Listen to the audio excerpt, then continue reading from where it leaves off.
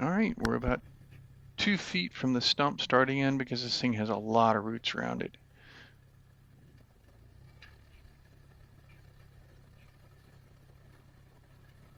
Not sure why I'm waiting here.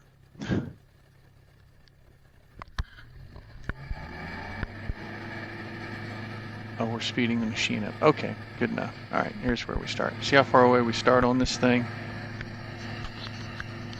Because this thing has a mound around it from where the roots have actually pushed it up over the years.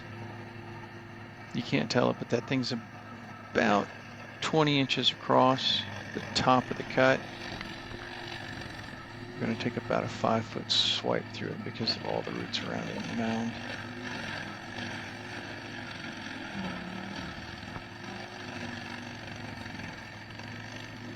You have to gradually work your way into this thing because the surface area that you're cutting gets gradually larger until you start moving forward.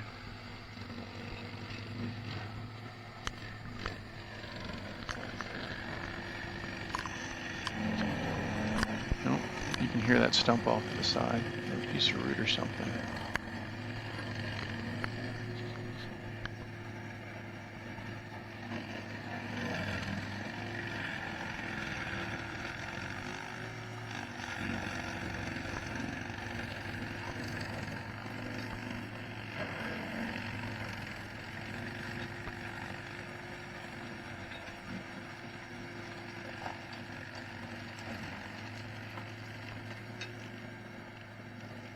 I'm moving forward about 1 inch to 1.5 inches each time. You have to lift the head up, you take a small bite. It's better for the machine, it's better for the finished product because it takes smaller pieces of stump out of it.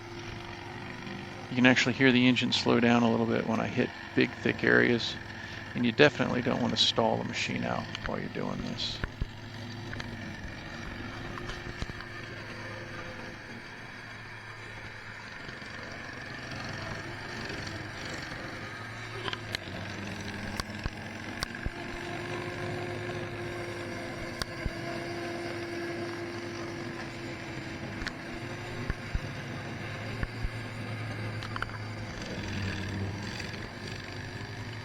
You can see how deep I'm going, and you have to if you want to get up under it. If you don't get up under it, you'll end up leaving a shelf, and that shelf will hold water, and then every time it gets really wet outside, you'll have dead grass.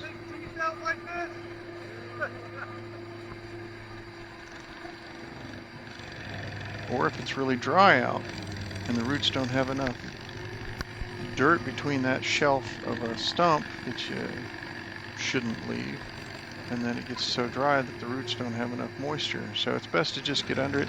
It only takes like an extra couple of swipes to get under it. Now there's a utility running directly under this. It's a water line. Since my dad and I used to build houses, I know where those are, and they're definitely 2.5 to 3 feet down on a house that's that old.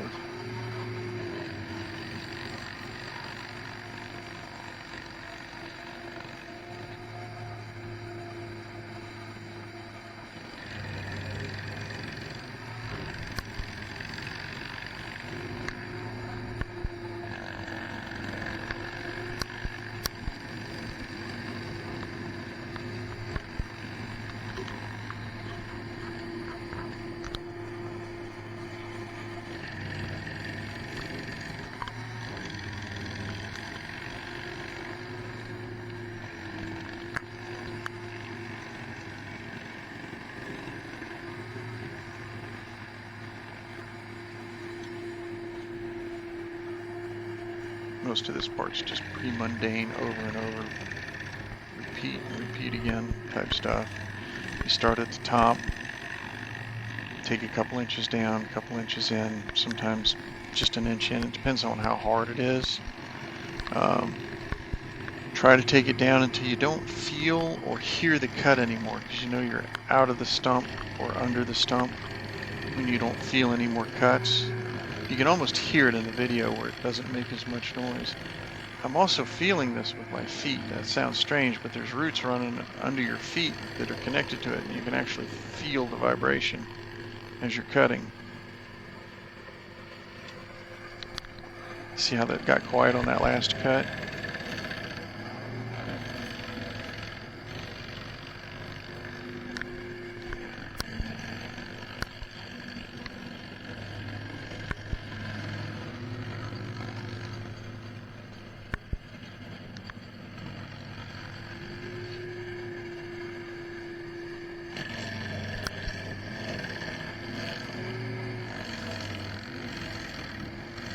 On a stump with this many roots that's mounded up, I'll go right down the middle, take the hardest part out.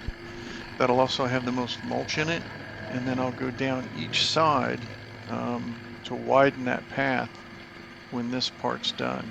You'll see here in a second where I actually come back and take a swipe to the right and to the left, the complete length of the stump. That also helps mix the mulch in with the dirt. And that's another thing. If you end up not getting dirt mixed in there and it looks like it's clean mulch, it's not deep enough. And the only time you should not have it deep is if there's something that you're trying to avoid. Sometimes it's bricks, sometimes it's a utility, sometimes people stack all kinds of stuff up against these stumps. I've seen bricks, rocks, cement. I've seen tools, car parts, bike parts, everything you can think of inside these tools, inside these stumps that people have left there over the years. Sometimes it's decorative, sometimes it's just something somebody left there, a kid's toy. I've even run into a couple of guns. Of course, there wasn't much left of them. Didn't do my stump grinder any good either. Anytime I can avoid tearing up my stump grinder, that's a plus. You can hear me kind of starting and stopping in through these where I'm just taking smaller bites. See where it's sped up and slowed down there? I don't want to stall the engine out. This is a medium-sized stump grinder. I've got a larger one, but this one, you just kind of have to take your time on it a little bit.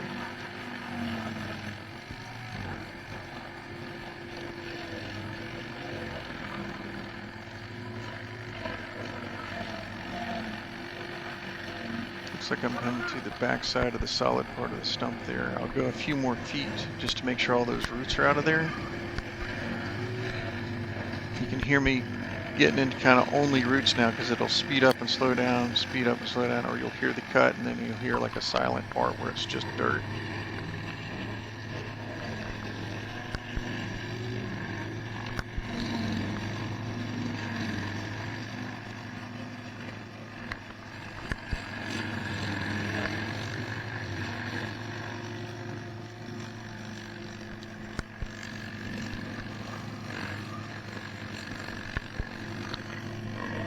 Not taking a full swipe left and right at this part because I'm tracing out a root, a thicker root. Now this is the part where I go to the left, take a swipe down the side of it because it is a wide set of roots here.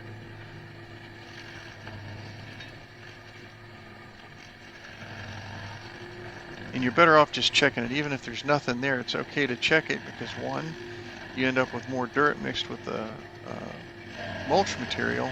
But as you can hear right there, there's a big chunk of cement, or not cement, root right there that I had to go through.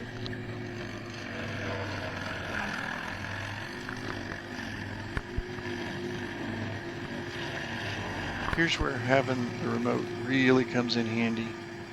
I can see how close I am to this. Most of the guys that don't have the remote have to stand to a place where they can't see where their cut is. See how close that cut is to that border on that decorative thing? And those are made of brick or cement or something, I'm not sure. Just quickly smoothing it over, pushing all the debris back in the hole. It's another advantage to having the remote and a push blade. You don't have to rake it, and you end up doing a better job because that machine weighs 3,000 pounds. Push it back in the hole, smooth it over from several different angles, and you end up with this particular product.